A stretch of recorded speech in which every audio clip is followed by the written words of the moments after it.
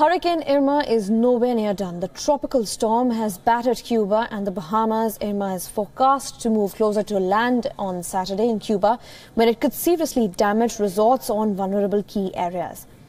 So far, Irma has killed about 23 people across Caribbean. Meanwhile, Irma, the most powerful Atlantic storm in a century, is moving dangerously towards Miami.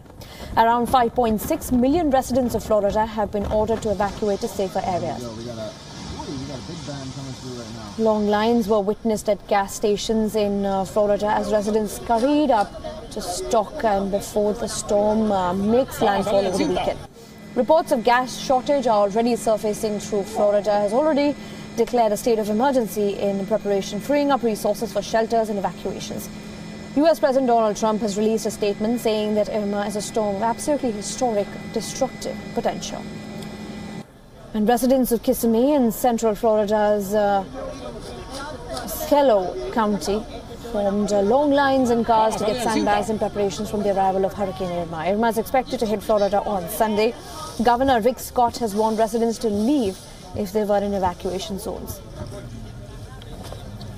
According to Indian External Affairs Ministry, India's missions are monitoring the situation in Irma, which affected island countries. The Indian mission has also issued emergency numbers for the Indian diaspora affected by Irma in the overseas territories of France, Netherlands and Venezuela.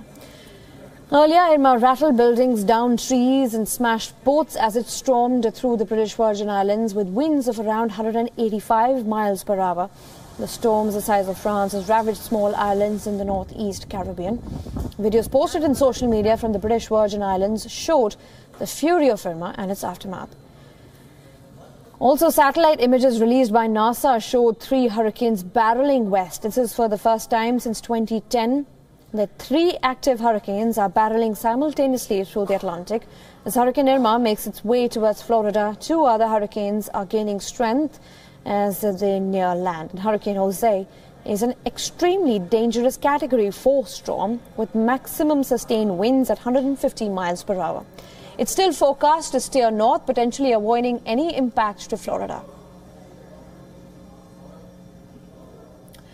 Earlier, an animation released by NASA showed Hurricane Irma's path across the Caribbean during the period from Monday to Thursday this week. Irma is ranked as one of the most powerful Atlantic hurricanes in the last 80 years and the strongest Atlantic storm recorded by the National Hurricane Center outside the Caribbean Sea and the Gulf of Mexico.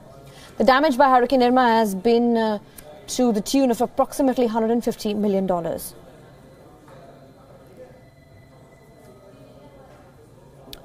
Hurricanes stormed into U.S. and records in 1851 when the National Weather Service started storing data on hurricanes from Katrina to Hurricane Harvey. Many hurricanes have come and gone, but the deadliest dates back to 1900s. Take a look. In 1900, the Galveston hurricane left over 8,000 dead in Texas. It ranks as the deadliest weather disaster in U.S. history. Florida, which is now bracing for Irma, has earlier been hammered by Hurricane Okeechobee. 3,000 people died in that storm. Katrina was another fierce force that wheeled through the city of New Orleans, taking in its stride more than 1,200 lives. It is no coincidence that Hurricane Irma comes right behind Hurricane Harvey, and Jose and Katia are next in line. The World Meteorological Organization has alphabetical 6 lists in place for naming hurricanes since 1979. The list, a mix of both male and female names, is rotated every 6 years, and a hurricane too massive, such as Katrina, is knocked off the list. Besides massive loss of lives, states also suffer heavy damage.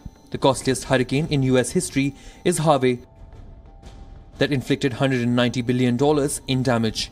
Katrina follows right behind with $108 billion worth of damage, while 1992's Hurricane Andrew cost the US $45 billion in damages. Hurricanes of 2000s, Ike and Wilma, stamped the US with more than $20 billion worth in damages. Stranded civilians too pay a price, both before and after the hurricane, as is evident in the case of Irma predicted to hit Florida. Fuel shortages drove up gas prices, causing residents to line up in front of gas stations. Joining the bandwagon are airlines that have gouged up flight rates by as many as 10 times and cancelling about 1,600 flights. All those not able to fly out may be lucky to scramble to hotel rooms, many of which are maxed out in capacity. Feared civilians also bombarded supermarkets, stocking heavily on water, food and batteries, preparing for a menace that is suspected to bring massive power outages. Florida Power and Lighthouse Company has said it will shut 2 nuclear plants in the state before Irma spins ashore. President Donald Trump also made preparations as his waterfront resort could fall in the path of the hurricane. The doors and windows of the estate have been boarded up to withstand any danger. Now it waits to be seen if these preventive plans can survive the weight and wrath of the powerful force. Bureau Report, WION.